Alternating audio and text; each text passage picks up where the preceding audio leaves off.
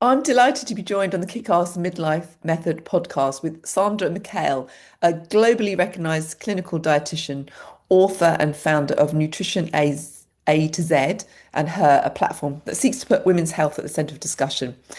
With degrees from Monash University and International Olympic Committee, Sandra specialises in digestive health and is the author of the Gut Chronicles and co-host of the Gastroenterologist and His Daughter podcast. So yeah, let's dive in, Sandra. So like first question, what does poo tell you about your digestive health? Well, first of all, thank you very much for having me. So, any opportunity to talk about poo, I am on it. People call me the poo lady. So, look, um, when it comes to your poo, I always say it's like a window or a portal that can tell us a lot about what's going on the inside. So, it can gives us insight in terms of whether we are dealing with any underlying gut conditions like inflammation or if there's some sort of invisible bleeding happening on the inside. It can also give us a lot of information about dietary habits, so how your fiber intake is doing, hydration, as well as something that we call transit time. So basically, how long does it take for food to pass and stool until you laxate or evacuate? So it does tell us a lot. And then if we want to take it one step further, I'm sure you've heard of your gut microbiome. So your poo can actually tell you a lot about the residents of your gut. Right. So going back to a couple of things you said there, like Yeah. what's a good transit time for for it to go Yeah. through your system? So I think, look, establishing what's normal, because funny enough, a lot of my clients don't even know what normal is when it comes to what is a normal poo. Um, the range is wide. I always say like so generally what we say what is normal is considered up to 3 times a day. So we need to look at frequency, we need to look at consistency, and then we look at color as well. So when it comes to frequency, up to 3 times a day is considered normal, and up to 3 times a week, which I prefer my clients to go to the loo at least once a day. But that's generally the range. So So what the is range not normal? from 3 times a day to three Up times, to 3 times a week. Yep. that's still But you in the healthy range, 3 times. Exactly. These are but again, from a preferential perspective and what we currently know, so I won't be surprised if we do change that range. Um, I would say at least going once a day. So Where what does is that range, not sorry, where does that range come from? Because so they've I'm really shocked by established, that. so a lot of the gastroenterology societies and associations really have established, again, what is normal because it is highly individualized, because it's not just frequency. So, for example, the other thing is consistency. If you are going 3 to 4 times a week, but you have no bowel issues in terms of laxation, so there's no straining, it's a nice sausage-like poo that's easy to pass with a little bit of cracks on the surface, then that's considered that person's norm. But what we're starting to find out as well is that, again, that transit time, like going regularly, really, really helps reduce that risk of constipation or any discomfort, especially when it comes to women as we approach our 40s and 50s. Because I know we're going to talk about this, but we do end up with a lot of gut struggles. And one of the biggest complaints that I get in practice is constipation. Mm, mm. So that's just basically going when it comes to frequency. Now, when it comes to consistency, as I said, one of the most important things, or I was going to say, I'm sure everyone's familiar with the Bristol stool chart. So this is basically an excellent visual tool that you can use to categorize your poo. Is it a type 1? Is it a type 7? So generally, I ask my clients, what type of poo are you?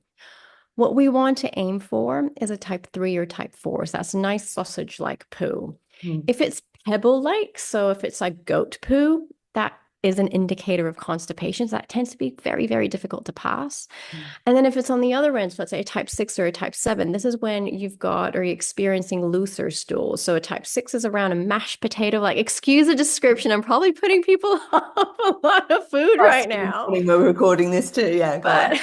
But but as I said, so type 6 is around a porridge mashed potato like stool, and then watery diarrhea as a type 7. So ideally you want to be a type 3 or a type 4. Right. And then the final categorization is the color. So generally speaking, we have different shades of brown. Also, 50 shades of brown is no problem. But then we have these three red flags. One would be red.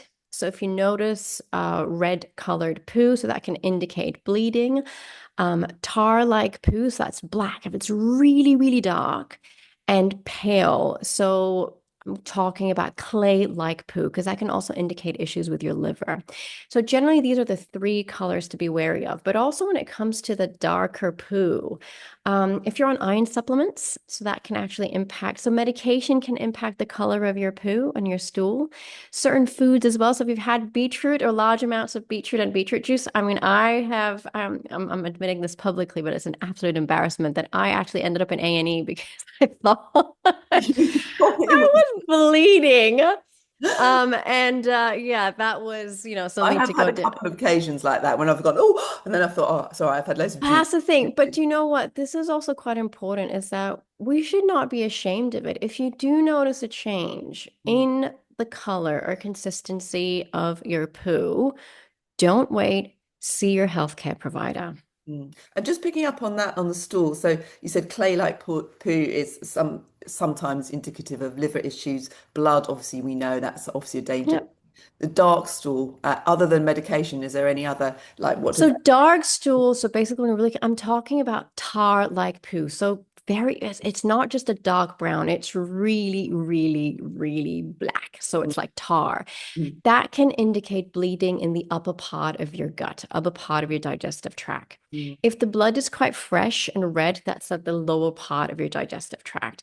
Now, when you do notice that, so if you do notice blood in your poo, if it's bright red, I always say, look, there's absolutely no reason to panic. It's, because automatically our brains go, they're way ahead of us. We're thinking of worst case scenarios, but it can also indicate potentially hemorrhoids. And mm, this is something that a lot of people as well put off getting checked because of, taboo and embarrassment. yeah. So obviously, poor digestion, particularly in kind of midlife, what are the common culprits when it comes to poor digestion? So look, when it comes to midlife specifically, I mean, again, speaking to this group of women and speaking to a lot of my clients as well, hormones play a massive, massive role. As I said, one of the biggest complaints that we get would be bloating, constipation, and weight gain, especially around the belly area. Now, again, maybe perhaps a little bit of biology, but our gut have receptors or these docking points along our gut lining where hormones like estrogen and progesterone can actually dock and impact how fast or how slow your gut muscles are going to contract. So that impacts how fast food is going to pass through. Mm, Now, as we get older, because of all these extreme fluctuations, one of the biggest complaints is constipation. So things get a little sluggish. So I would always say, we do have that complexity of hormones, but when I look at the common culprits is either a poor fiber intake and poor dietary quality. The other thing is not eating enough because so generally what happens is I mean, this is also the cycle that a lot of women find very difficult to break is you start experiencing the shifts in weight. You're gaining weight, not knowing what's going on. And the default is for us to restrict, eliminate, undereat. We actually need to be very, very strategic with the foods that you're eating, especially when it comes to carbohydrates, because default, everyone cuts out carbohydrates to try to control their weight. But you need to be very, very strategic about types and amount. And what happens is when you start reducing your carbohydrate intake, you're also reducing your fiber intake too. Exactly. So that even worsens constipation. So women find themselves stuck in this vicious cycle. And you're like, what else do I need to be doing? Funny enough, when I get them to eat more, things start to shift positively. So this is where I'm saying, under fueling, not eating enough fiber, and then you've got the other culprits as well that can impact your digestion is stress. We don't talk about stress enough because also all these hormonal changes that we're going through can also impact our mental health and sleep too. So it's like a domino effect. yeah, yeah, yeah. I noticed that a lot. You talking about women not eating enough, as you say, it's that Yeah. common default to be like, that's how I lose weight. I I just need to cut out. yeah. Or fasting. That's the other thing, right? Everything that's trending is about fasting. And honestly, I find it, I was going to say, look, it really depends on strategy and it really depends on your reality as well. But for a lot of the women, let's say in their mid 40s, early 50s, I was like, look, what worked for you potentially in your 20s, and 30s, it's not going to work now. Yeah. Um, So just make sure, as I said, I think you need to really, really start understanding how your body works and what it needs. Because as I said, I mean, when it comes to gut health, it really, really comes down to inclusion and not exclusion. Yeah. And just talk about the other things that might affect your digestion and gut microbiome is like medication, because at this life stage, there's medication I see coming through my doors, like thyroid, people on thyroid medication in Yeah, particular. We've got HRT obviously as well. And then yeah, also just people are just used to taking ibuprofen, for instance, exactly. what impact can that have on your gut microbiome? Okay, so generally speaking, regardless of medication, so the way medications can impact your gut microbiome is potentially one, changing your inner ecosystem's composition. So some medications can impact or can reduce, let's say, the amount of good gut bugs within that inner ecosystem that help strengthen your gut lining. Another way that medications can impact your gut is impacting your gut lining. So it can weaken the gut lining. And this is where potentially a lot of women end up being more sensitive to specific foods or start to develop these food sensitivities. We do definitely see, I mean, there's a lot of research out there, especially when it comes to NSAIDs or ibuprofen, for example, looking at it compromising the integrity of your gut lining, but also looking at the acidity levels in your stomach as well.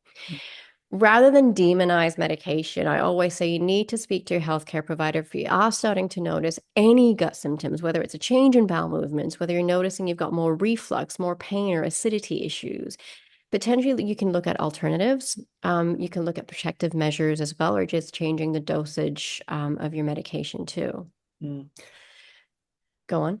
I was You going had to a say, maybe question? we should take it a step back actually, and Yeah. just for the benefit of the listeners, talk about like actually what gut microbiome is and what I was going why. to say, how familiar is everyone with Let's the term? let's just Because talk about that because it's a real thing now, isn't it? It's a exactly. thing, but there's for a reason. So let's just talk about what it is, why is it important, and particular like Yeah, any research that's kind of coming out about everything from the health benefits of it to yeah, actually looking at cognitive function, even absolutely. brain axis motions as well.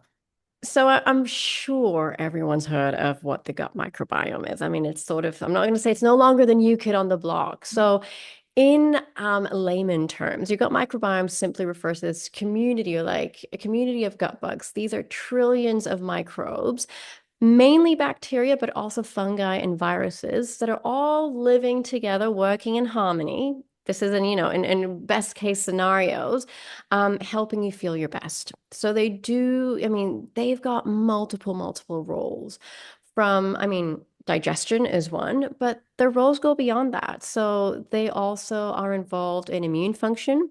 So your gut microbes are responsible to, I'm going to say, you can call them guardians of your inner galaxy. They help tell your immune cells, how to react when it comes to pathogens and so on. If you're experiencing any, let's say, viral attacks.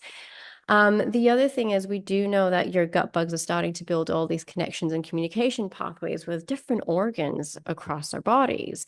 One of the most talked about, communication pathways or axes, as we call them, is the gut-brain axis. So basically, this is just a bi-directional communication pathway between your brain and your gut. So just imagine them being, they're anatomically connected, and they're just constantly chit-chatting, checking on how everyone else is doing. So your gut bugs play a role more, when it comes to this gut microbiome, research is going, just like you said, you mentioned, mood disorders. I mean, we even looking at things like autoimmune diseases, Alzheimer's. We're looking at obesity. I mean, also what's really interesting, I mean, interesting and unfortunate at the same time is looking at the female gut. So this is also that area of interest that I'm highly involved in at the moment. Is also looking how our gut microbes change depending on where we are in our life. Mm. So, especially during the perimenopause and menopause stages, we're starting to see a shift in our microbial communities. And potentially, this is why we start experiencing a lot of issues as we approach the menopause. So I would say, look, they're involved in almost everything. Look, I might be biased because I am the daughter of a gastroenterologist as well. So I literally grew up, in the world of gut. But it is, I would say, I'm not going to say it is central to everything, but it's a very, very, very important piece to your whole well-being puzzle. Mm. Talking about I mean, that's quite interesting you bring that up. Do you think, looking back now, because of your father involved in that, would you say that there's any way that you've been brought up differently in terms of your, I don't know, your nutrition, your diet, or how you move, anything like that that's impacted just because of you, the way you grew up, compared to maybe looking back on your friends, for instance? Do you know what I think? It comes to conversations and communication when it comes around poo. Like there's absolutely no shame. In my first book, I actually spoke about, common dinner table talk would be, rectal fissures and I mean anal fissures and rectal bleeding. That was completely normal as a 14-year-old, like Yeah, hearing these things. So if anything was not quite right, I would not hold it back in. I would immediately just ask, is this normal? yeah. And when it came to food as well, I think I grew up, I've got a very big mixed background. So I was born in Australia. I've got Greek, Egyptian, background and heritage. So food is a big Mm. part of everything that we do. But diversity was there. So I remember, we grew up not very meat heavy, but there's always at least 3 to 4 different vegetarian dishes on the table.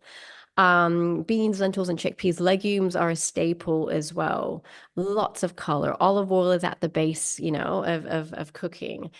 So I think, of course, that influences, I would say it influences how I approach food and how I talk about food. But I think it had the biggest influence on how I speak about gut unfiltered and uncensored. And this is what I also encourage. These topics are no longer taboo. We Yeah. need to be speaking about these out loud because it can definitely save your life. Yeah, yeah. And so what three things would you recommend that you can do to positively impact your gut microbiome? Gosh, three things, just three. That's really difficult because look, I would say if I literally had to pick three things, number one would be fiber diversity. So just I always say, as cliche as it sounds, the more diverse your diet, um, the more positive impact you'll see when it comes to your overall health, not just your gut microbiome. And one important note I wanted to make, regardless of what changes we're going to talk about, is we are not, separate compartments of these, separated individual systems. We're one whole functioning unit. So if you do want to eat for gut health, you're also eating for hormone health, you're eating for heart health and brain health as well. So I would say definitely fiber. So my favorite F word is make sure you are eating a diverse range of fibers. So think, I would say, look, as an easy, starter, just make sure that at lunches and dinners or your two main meals, you've got two handfuls of vegetables coming in and just think of the number three. Three is my lucky number. Three different types of veg. Mm. Um, I feel like legumes as well. So your pulses, beans, lentils, and chickpeas have had a really, really bad rap. Um, Purely because of the amount of misinformation out there, but also is because we haven't trained our gut bugs to help us digest them or break them down. So you need to actually train your gut bugs to help you break them down. So reintroducing them in small amounts a bit more frequently is something that I highly recommend because they're also an easy source of protein and cheap. Yeah, yeah. So I would definitely say fiber would be one. The second thing is movement. Mm. Any form of movement is beneficial. Time is, look, time is luxury in my world. And I would say, look, if you're finding it quite difficult to start with a structured program, like if I had to look at my own lifestyle, I only have time about 1 hour a week for scheduled exercise. But my priority is day-to-day movement and at least 15 minutes of daily movement. And that's where I start incorporating any form of strength training, mobility training. I prioritize strength, but 15 minutes of daily movement is crucial. Mm. Mm. And the third thing is not to neglect the mind pillar. So, stress management techniques, find something that's sustainable and works for you. For some of my clients, meditation is potentially not the right approach. It could be cognitive behavioral therapy, for example, but you need to start building this toolbox or toolkit to be able to cope with stress. We're never going to take the stress out of our lives, but it's a matter of how we cope with it. And this is coming from someone who's had two burnouts, Right. learned the hard way. Yeah. Yeah, that is the one thing. That's why I always say as well. You can't control sometimes what's happening to you, but you can control how you Exactly. respond to it. Exactly. Yeah, Absolutely. yeah. And then obviously there's loads of supplements, especially in the midlife I market. know. It's a bit. How many supplements are you taking, if you don't mind me asking? I Are you am. taking any? I'm not taking anything actually. Yeah, I have a protein shake. That's it. Yeah, Yeah, but I eat that's very diverse diet as well. and this is Creatine, sorry, I exactly eat just it. creatine. That's it. Yeah. I was going to say this is exactly you need to, I have a food first policy and supplement is necessary. They're not a replacement to a balanced diet. If we had to look at gut health in specifics, I would say there are certain fiber supplements that could be quite beneficial, like psyllium husk, for example, or partially hydrolyzed guar gum, that can really help when it comes to either the consistency or the frequency of your bowel movements. So these would be, let's say, two fiber supplements that I would look into. But then there's a whole range of things like probiotics. I was going to say, I was going You to do ask you not on that. need a probiotic supplement unless you are experiencing a specific symptom or condition that you're trying to address. And the thing is, probiotic supplements, for them to actually work, you have to have the right dosage and the right strain. So it needs to be strain specific. Mm. So anyone on sort of a general probiotic supplement, wasting your money. A lot of waste of money. Yeah. And just an aside to that, because I have some clients who are performance clients as well, so might be taking a lot of fast release carbohydrate gels for their Yeah. training. Is there any benefit to taking a probiotic in that instance? No, No, not at all. not Not at all. okay. So I loved your immune function guardians of your inner galaxy. I love that quote. Thank you. Brilliant. So do you think there's anything that I've missed that we should also be discussing, or shall I open it? I was going to say, I would just open it up to Yeah, questions because I yeah, think it's really important to address, there's a lot out there and it's an absolute minefield of information and misinformation too. yeah. So Is anyone taking any supplements related to gut health or is anyone on probiotics? I yeah, would say, look, to be honest with you, supplements tend to be, especially in midlife, because there is a lot out there. Now, excluding the gut side of it all, I think um, if we had to speak about supplements in general, sometimes, one of the first steps I get my clients to do is test and don't guess. So at least get your blood work done once a year, if that's possible, or once every 6 months, to actually see if you're deficient in anything in particular.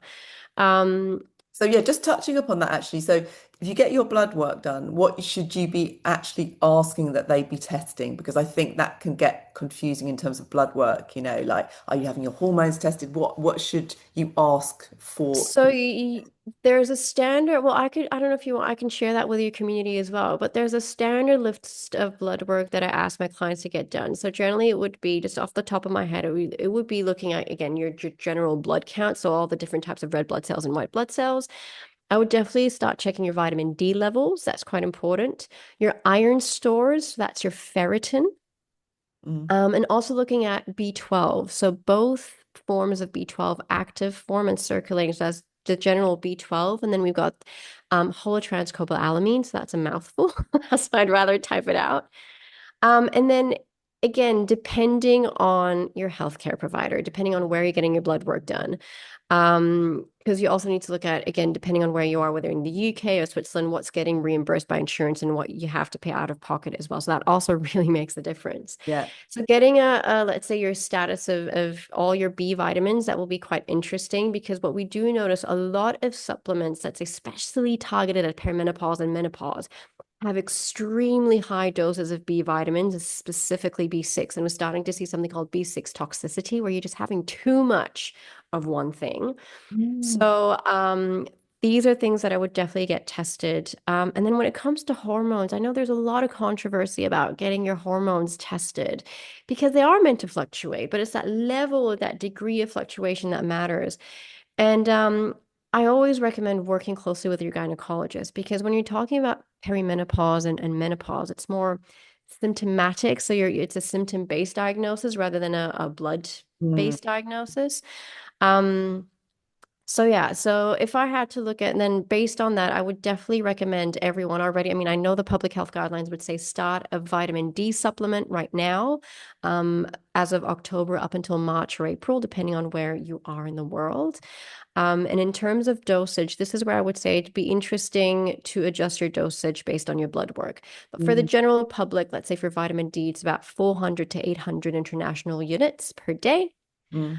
Another supplement that could be worthwhile looking into would be omega-3s. So these are your anti-inflammatory fats. Yeah, yeah. Um, they're also quite important again. I would say again, keeping that midlife target in mind. Mm. Um, omega-3s need to be obtained from our diet, and we do notice that we don't consume enough. So unless you're consuming marine sources like fatty fish, say salmon, trout, mackerel, and sardines 2 to 3 times a week, you potentially don't need to be on an omega-3 supplement. If you are vegan or vegetarian, or don't consume enough omega-3s from your diet, then I do recommend getting Yeah. on an omega-3 Vegan supplement. in particular, I Yeah. notice it's very difficult. Yeah. And what someone's just asked, how do you know you're getting enough fiber in your Your diet? poo will tell you. Yeah. So You you, will know. yeah, and so you, from your practice, you would say once a day going to the toilet Yes. is a good sign of health. So figure out, I was going to say definitely once a day, but as I said, look at the ease in which you actually pass or evacuate a poo. So you should not be straining.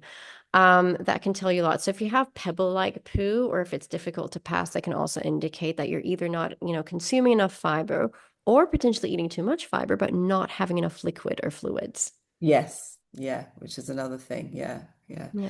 Yeah, okay. Well, that's brilliant. So thank you so much. That was really informative, Cheers. Thank you very very much for having me. interestingly put as well. So I absolutely love that phrase, the guardians of your inner galaxy. There you go. You're welcome. Yeah, brilliant. Thanks very much. Have a lovely day. Yeah, bye bye.